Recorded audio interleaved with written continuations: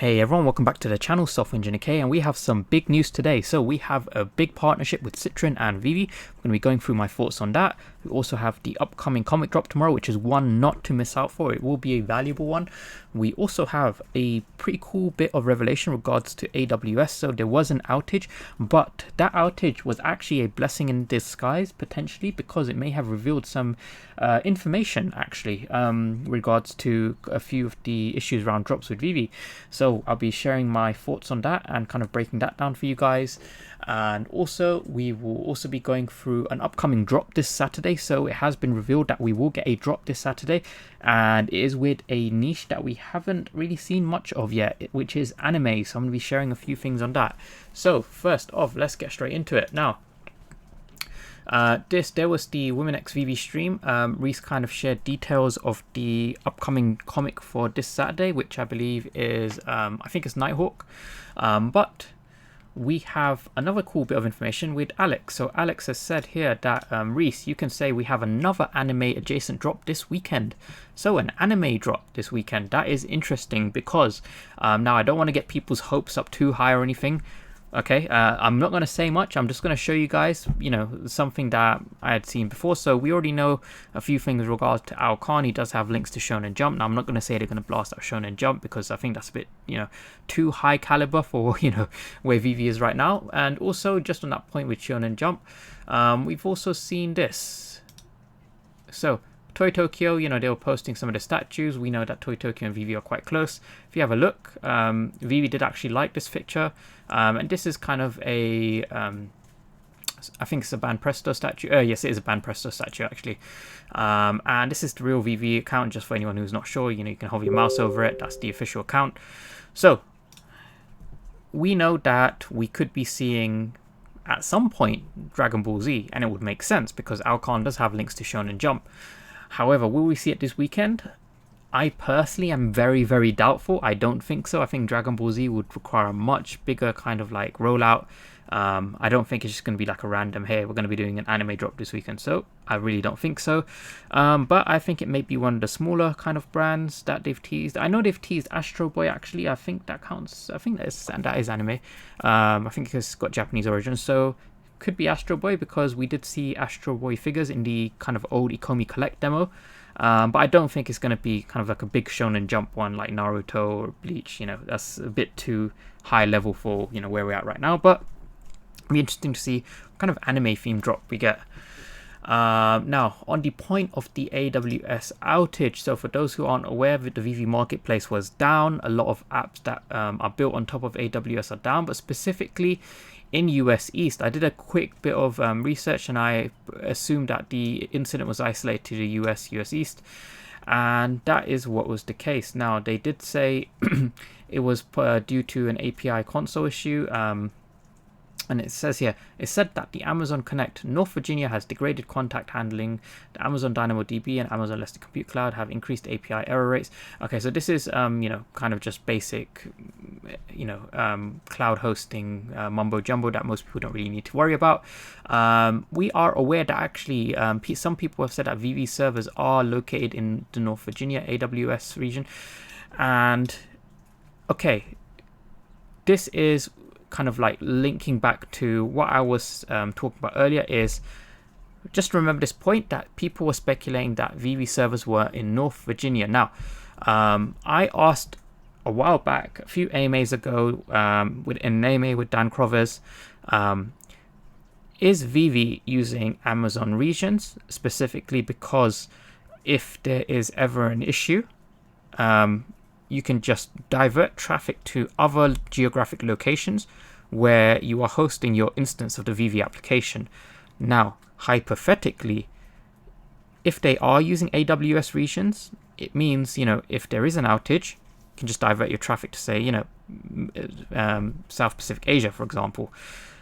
Now, the other benefit of using AWS regions is if you have people who may live in, a region such as Australia, really far away, they can just essentially ping their local AWS server if you're running instances of your application on different geographic locations. So all of a sudden, latency becomes less of an issue. And there's like a kind of various different AWS regions around the world. And typically, you want to host applications in these various different regions, so users aren't affected as much by latency. Now, that was my question: is VeVe using AWS regions to kind of take advantage of, the various different geographic locations of these AWS servers, so people can kind of ping their closest server rather than having to rely on the North Virginia server? And Dan wasn't actually too sure about that. I never did receive like a concrete answer. However, here's a thought experiment, right? Hypothetically, if VeVe was using AWS regions and there was an outage in North Virginia, that shouldn't have really affected the app, because they could have just rediverted their traffic to a working instance that was maybe in, Pacific Asia, Europe, wherever, and we wouldn't have had this issue with the marketplace. Now, there is a small caveat to that, because, I believe the marketplace is kind of like a separate component to the rest of the VeVe application. Maybe it's just the marketplace they're hosting in North Virginia. Maybe they do actually host the rest of the application, globally using AWS regions. I can't say for sure. This isn't about creating FUD or anything. It's just a interesting thought experiment. So, that's something to think about. Is maybe this AWS outage actually revealed that VeVe is only running in the North Virginia server, because if it was running elsewhere, they could have just diverted their traffic to a working instance elsewhere. Or maybe, they just chose to leave it, offline, rather than diverting traffic because maybe they wanted to work on something in the background. Who knows? But it's interesting to think about. Maybe this could have answered that question of maybe they're not using AWS regions, and if they're not, then that raises the other question: is okay, so the latency issue with people who are in regions such as Australia is actually genuine and real. So therefore that confirms that these people have a genuine disadvantage. I guess maybe VeVe was aware of that, and that's why they're moving towards a more lottery-based system where latency is not much of an issue. Whether you have a potato phone or not is not much of an issue. Whether you have slow fingers is not much of an issue. It's just you enter a lobby, a waiting room, and you get it or you don't. Simple. So maybe that's why they move towards that model, but we'll have to wait and see for them to implement that as well. Now, the other big news is VeVe is now partnering with Peugeot Citroen. So this is pretty big. Citroen, manufacturer of French cars, kind of similar to, I would say they're comparable to, Honda, Toyota in Europe. And, I'm based in Europe as well, the UK, see Citroen cars all the time. They've done some really cool adverts in the past. But it's really interesting because, Bruno, I think it's Bruno Gisquet, I'm not sure how you pronounce his name, VP of Content and Digital at Citroen, says, "We are very excited about our partnership with VeVe. This project showcases audacity and innovation, both of which are embodied by Citroen.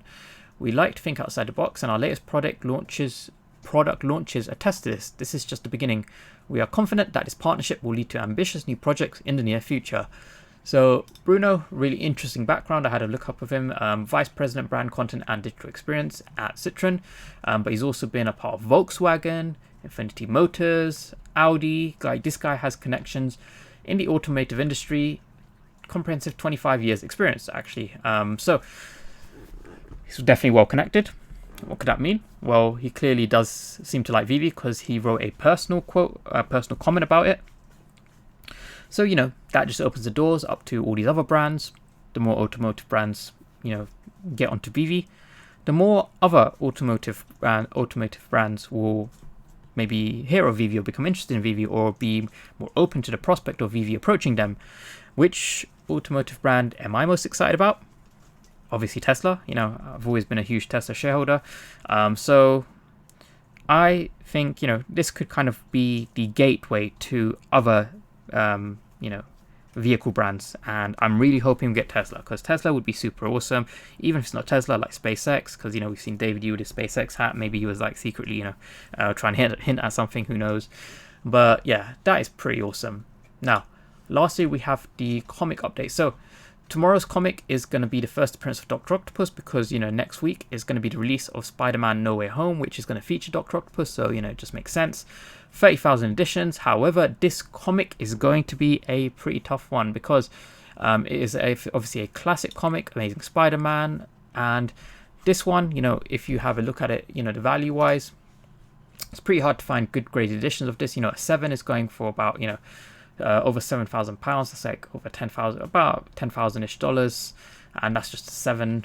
You know, it's quite hard to find decent graded ones. A 4.5 here is going for, you know, 2.5k USD. Yeah, it's pretty difficult to find good graded version. Ooh, okay. Oh no, that's a different one. Yeah. So Amazing Spider-Man number 3. Really good comic, really good value. This is definitely one to watch out for. You know, wherever it is, I'm pretty much going to hold it. So yeah, pretty excited to see where this goes. Now, lastly, the price of OMI for today. So as you guys can see, we initially thought that we could continue up this upwards trend line, and then if we broke and held, we could see a continuous upside, but we didn't even break that you know, that resistance. We touched it a few times, and then we pretty much just broke downwards. And we've kind of, you know, now started trading sort of sideways again around about this kind of 0.5 to 0.55 cent range. You know, we've shown that this support here at 0.5 is respected. You know, we touched there, we touched here again, rebounded, we kind of wicked below, but then we quickly kind of, you know, saw some immense buy pressure there. So 0.5 cents for OMI seems to be pretty solid floor, even with, you know, all of these whales kind of, you know, very visibly showing that they're moving OMI to exchanges. Doesn't seem to have phased people too much. 0.5 cents seems to be the new floor. And I remember when 0.5 cents, we had just touched that on the Marvel news, and everyone's like, oh my god, 0.5 cents. Now it's like, you know, even if there's loads of FUD, loads of crappy news, with 0.5 cents is now like the new low. So, you know, I can't really complain, because that Marvel announcement wasn't really that long ago. So yeah, it's good to see that 0.5 is kind of like new support. So, you know, 0.8 seems to be like the new kind of region to break. And, you know, once we break 0.8, maybe 0.8 will become the new support, and then we'll kind of be hovering around that 1 cent region. I was hoping for it to happen this year, end of this year. I believe it could happen end of this year still, if we finally get onto Mutable X. But, you know, it's just been ongoing for so long, like I actually don't even know when they're going to do it anymore. So it will happen when it happens. Same with MTL, it will happen when it happens. Like, you know, don't like try and time it. Just, you know, just do your thing. But yeah, on that point, like I said, I believe OMI will continue to trade sideways. So, you know, just watch out for those dips below 0.5. I believe we have proven that, you know, 0.5 is a good area of support. So, you know, if I was buying OMI, I would probably set pending buy just, you know, slightly below 0.5, like this kind of 0.5, 0.48 range, somewhere around there.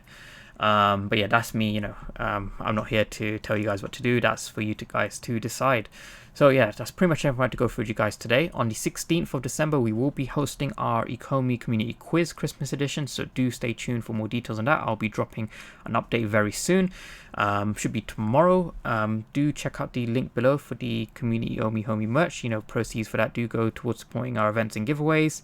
And as always, please do like, subscribe, support the content. I'll see you guys in the next video. See ya.